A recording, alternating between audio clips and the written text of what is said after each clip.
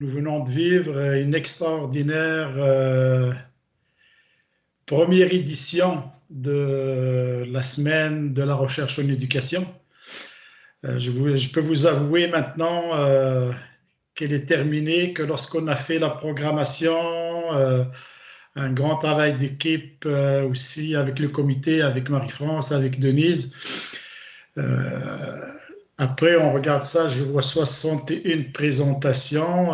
Je peux vous dire que j'avais quelques craintes, là, ce qui est normal, un peu de fébrilité, des questions. Est-ce qu'on va être capable de respecter le temps, surtout qu'on avait quand même un temps précis pour chaque présentation, pour chaque bloc de discussion? Est-ce que tout le monde va se présenter? 61 présentations. Je dis, est-ce que les gens vont être au rendez-vous comme ils l'ont promis?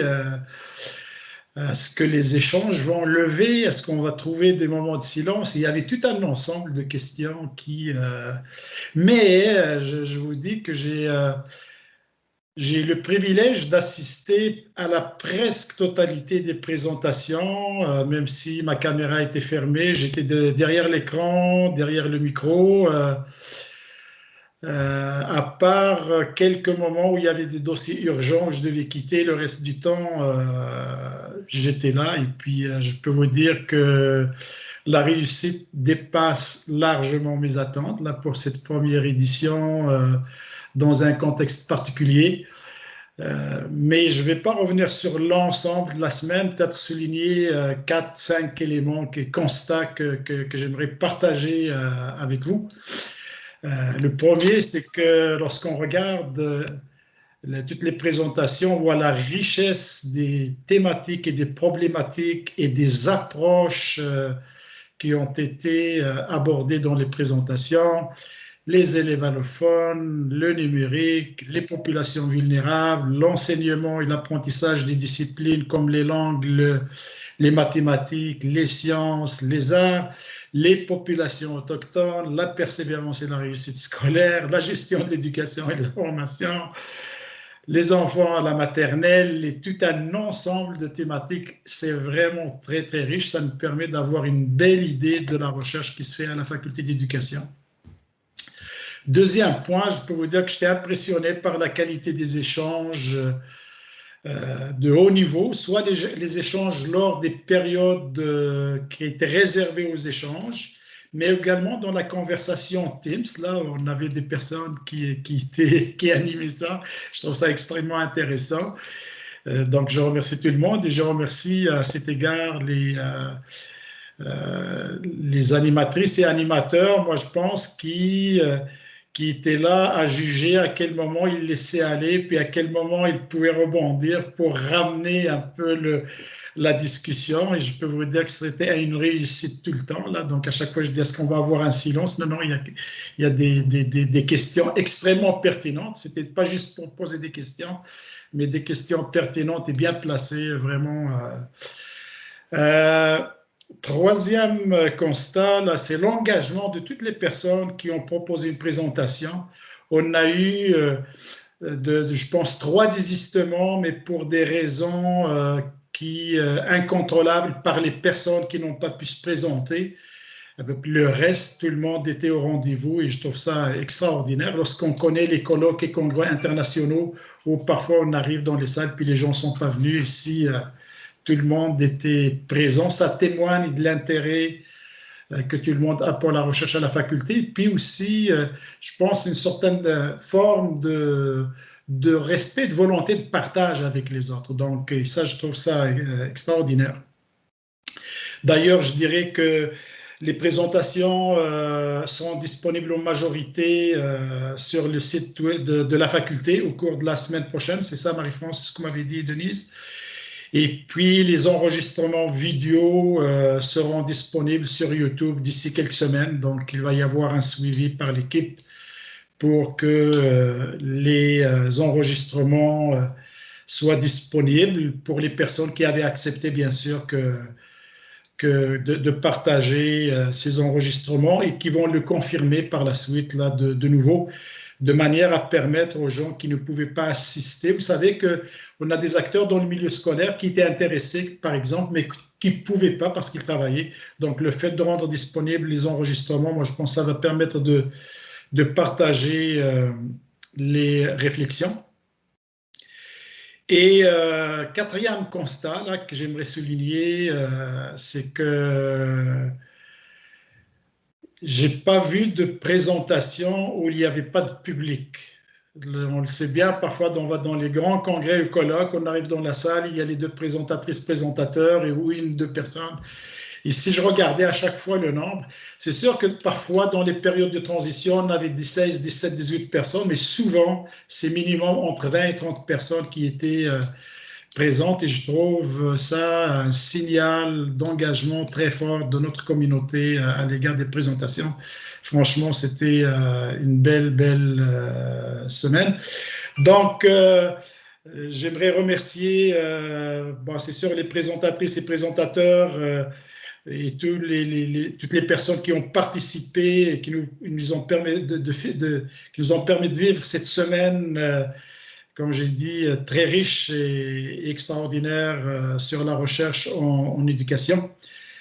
Bien sûr, les animatrices, animateurs, mais j'aimerais quand même adresser une félicitation particulière à nos étudiantes et étudiants, que ce soit de bac, de maîtrise et de doctorat, d'avoir osé partager avec tout le monde leurs travaux, peu importe le degré d'avancement. On a vu des personnes au début de leur parcours, d'autres ayant terminé, des diplômés.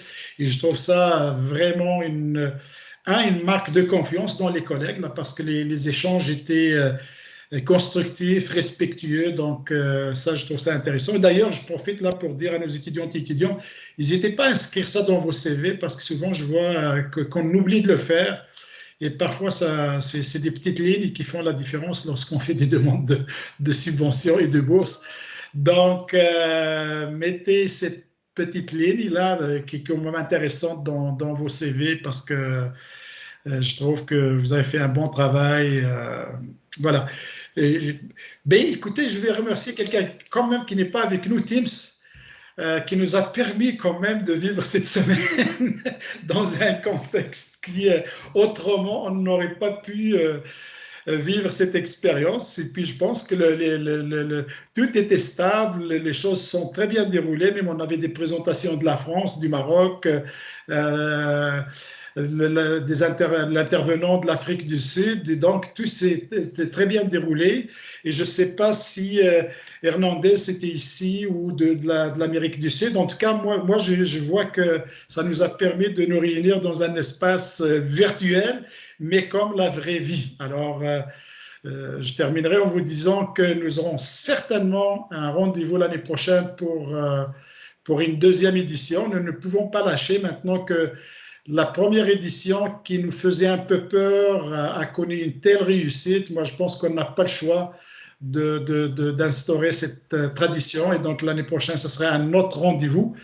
Je profite de ce petit moment pour dire à tout le monde, là, si vous avez des commentaires pour améliorer l'édition, on est conscient que c'est une première édition d'un contexte particulier et nous, on va faire un post-mortem pour relayer les recommandations au prochain comité. Donc, si vous avez des commentaires, n'hésitez pas, envoyez-les soit à VDESR ou VD Recherche et on va les prendre en considération. Toute idée qui va nous permettre de réussir la deuxième édition, n'hésitez pas, ça nous ferait un grand plaisir de considérer toutes les propositions. Alors, merci encore à toutes et tous. Au plaisir de vous voir bientôt, j'espère, sur nos campus.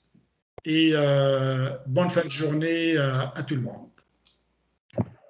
Est-ce que je peux juste faire une petite demande spéciale avant que les gens se déconnectent? Oui, Marie-France, bien sûr.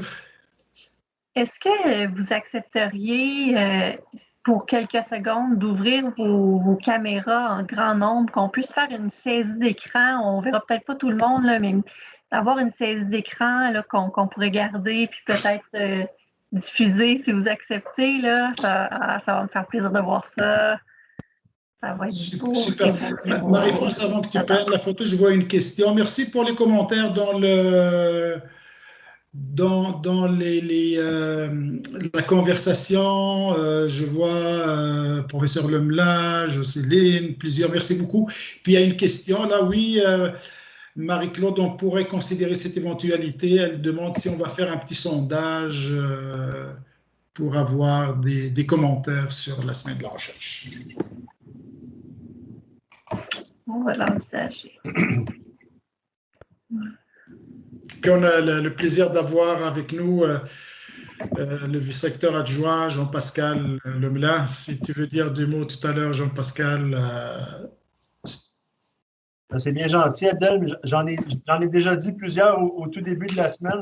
C'est parfait. Mais je vais peut-être juste répéter ce que je viens d'écrire, c'est-à-dire, c'était une super belle semaine. Donc, je voulais à nouveau remercier toute l'équipe organisatrice, puis féliciter l'ensemble des conférenciers et conférencières pour leur participation. C'était vraiment intéressant, diversifié, dynamique, malgré le caractère virtuel. On n'a jamais senti qu'il y avait un manque d'enthousiasme ou de dynamisme. Au contraire, les gens ont participé de façon vraiment admirable dans le contexte et je ne souhaite que ça puisse être répété l'an prochain et en présence de manière idéale. Voilà, je vais conclure là-dessus.